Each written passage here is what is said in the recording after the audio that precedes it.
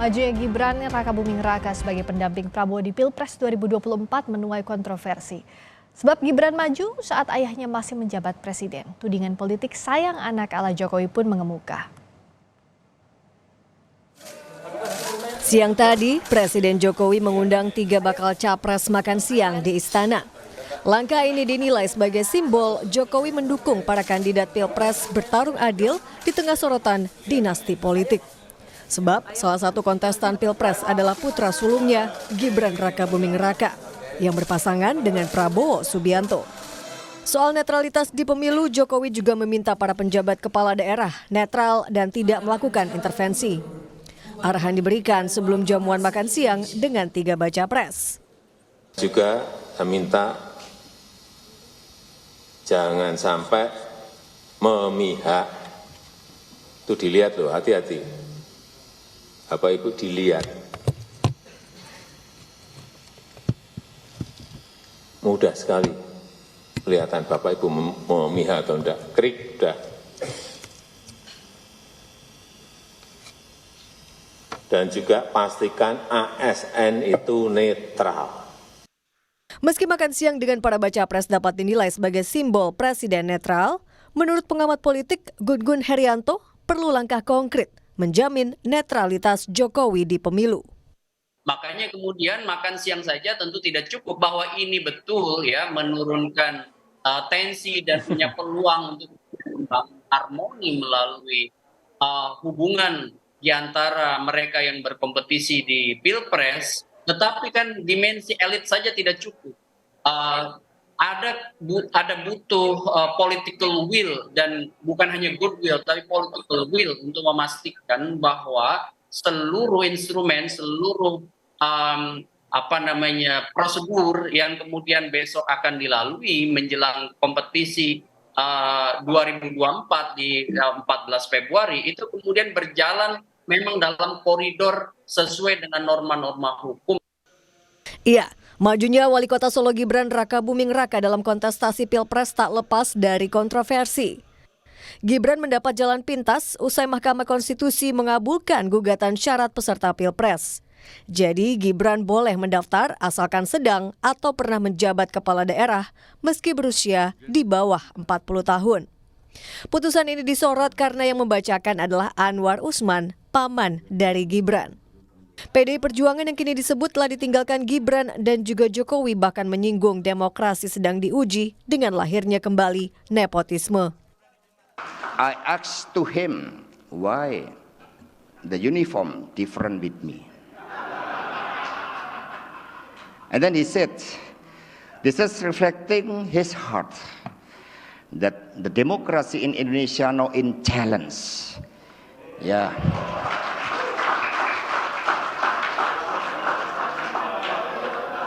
Yeah, because the ribbon of nepotism. So we have to consider for this. Upaya Jokowi mendorong putranya sebagai peserta Pilpres juga menuai tudingan tengah membangun politik dinasti.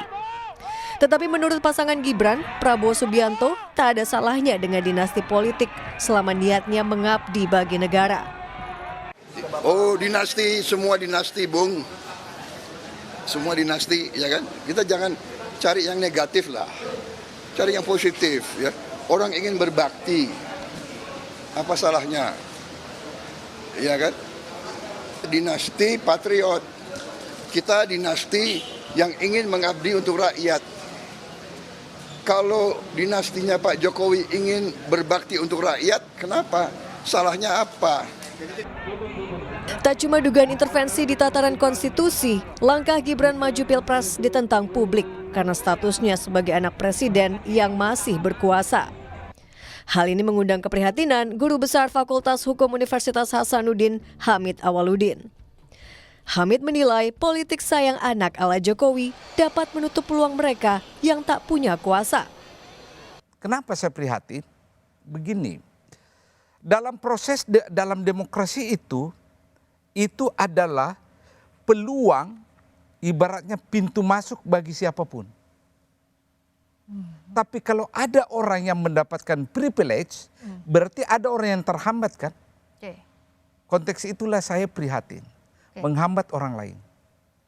Apalagi kalau dia langsung ke atas.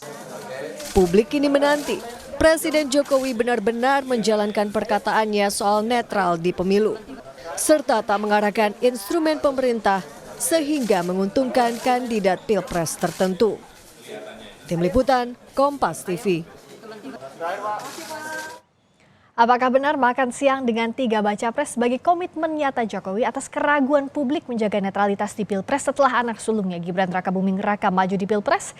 Kita bahas bersama Ali Mokhtar Ngabalin, tenaga ahli utama kantor staf presiden dan peneliti politik Yusuf Ishak, Institut Made Supriyatma. Selamat malam Bung Ali, Pak Made. Selamat malam, Mbak. Selamat malam, Assalamualaikum warahmatullahi wabarakatuh. Salam dari Jogja. Waalaikumsalam warahmatullahi wabarakatuh. Terima kasih sudah gabung dari Jogja. Saya ke Bung Ali dulu. Jadi apa sebenarnya maknanya pesan yang ingin dibawa Pak Jokowi? Apakah ini menurunkan tensi di tengah adanya pertanyaan keraguan publik soal Mas Gibran yang maju di Pilpres yang notabene adalah putra sulungnya Pak Jokowi? Terima kasih. Alhamdulillah wa syukurillah bisa kita ngobrol di Kompas petang ini ya. Jadi yang pertama, malam. Malam ya, sudah malam di Jogja. Oke. Yang pertama saya ingin menyampaikan bahwa harus dipahami benar bahwa Jokowi selain daripada kepala pemerintahan, beliau adalah kepala negara. Semua orang menanti pesta demokrasi ini sebagai satu pesta yang luar biasa, satu proses demokrasi yang luar biasa setiap 5 tahun. Karena itu tentu saja bahwa sebagai kepala negara beliau berkepentingan agar pelaksanaan pesta demokrasi ini, ya election ini bisa berjalan dengan baik, dengan teduh, dengan sejuk, dengan semangat yang luar biasa, tetapi harus sukses dan berjalan dengan baik. Maka sebagai kepala negara, beliau perlu untuk menciptakan suasana itu kepada ruang publik, duduk bersama dengan ketiga bakal calon presiden yang nanti akan ditetapkan oleh KPU.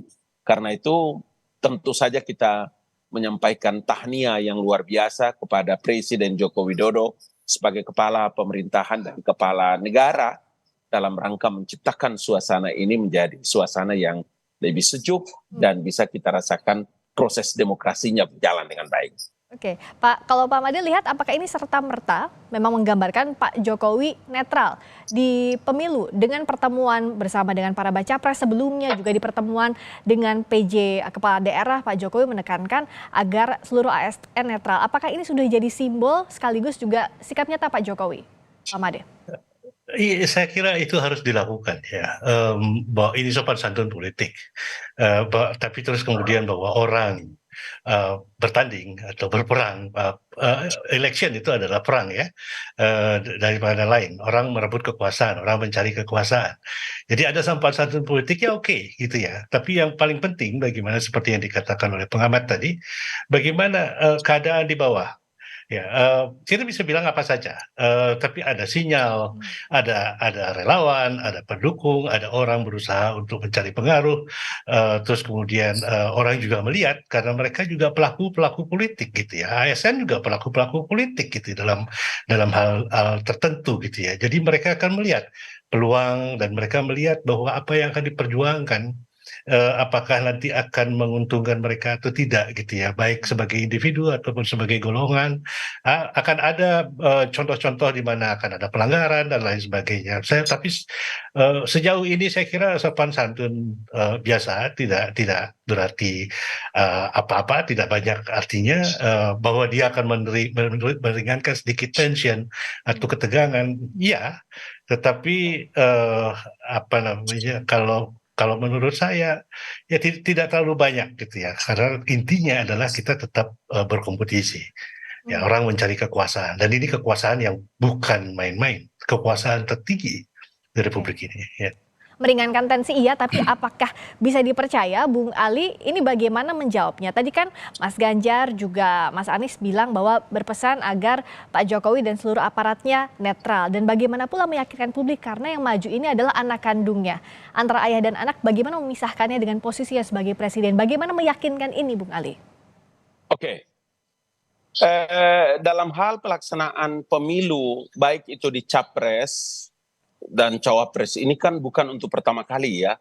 Dan yang kedua, jangan lupa bahwa kemajuan teknologi hari ini tidak ada satu orang pun yang bisa bersembunyi di balik kecurangannya. Itu sebabnya kenapa kita sangat optimis ya, khususnya dari pemerintah kami ya, maupun KPU dengan luar biasa dan seluruh perangkat-perangkat yang ada.